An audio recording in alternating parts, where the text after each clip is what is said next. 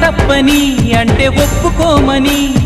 గొంతు ఎత్తి లోకమంత చాటి చెప్పని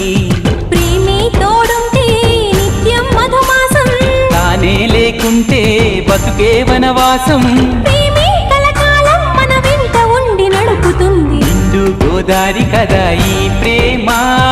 అందరికీ బంధువు